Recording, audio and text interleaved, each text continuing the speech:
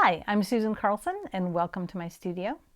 Previously, I talked about selecting fabric for fabric collage. And in that episode, I talked about cotton fabrics, but there are other fabrics that I collect that come in very handy at times. And those would be sheer fabrics. They're transparent, translucent, or semi-translucent fabrics.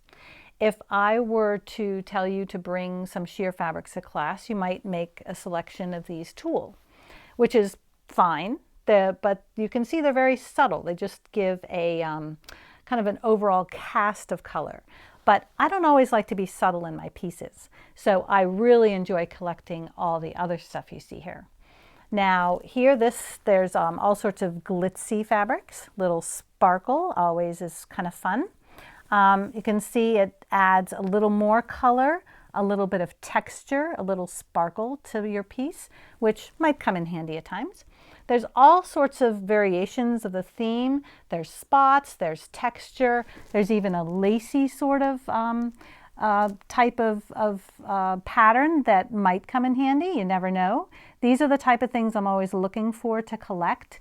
You can find them in maybe chain stores, probably not in your fine fabric stores for quilting, but keep your eyes open for them.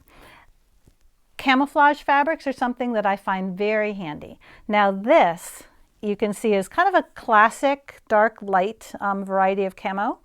The dark actually you can see through better than the light. It reflects more light at you, but it adds an interesting texture to something while still seeing what's underneath. So all these are the type of thing that you add after you have your base in. It's at the very end to add some of those final details. This obviously is a lot more subtle. It has a nice variation of kind of a range of values in it, which can add interesting texture. And then this one is just variation on a theme with a larger pattern in it. So these all can come in handy. Now these are your classic camo colors, also comes in colors. So here you've got blue and pink, and this one even has a gradation of color in it so that you could even use it for blending. Then there's animal sorts of prints that can come in handy. You never know when it might work, so just collect little bits and pieces of these, and then look at that. Pink and black zebra stripes. This is back to the tulle. It's very fine, very translucent, but it adds a great detail or little bit of texture or accent to something. So those are the type of things you can collect at a fabric store, but if you're a thrift store sort of shopper, you might want to keep your eyes open for other sorts of, for garments with interesting fabric in it. This was a scarf, these were shirts. This here was something from some drapery.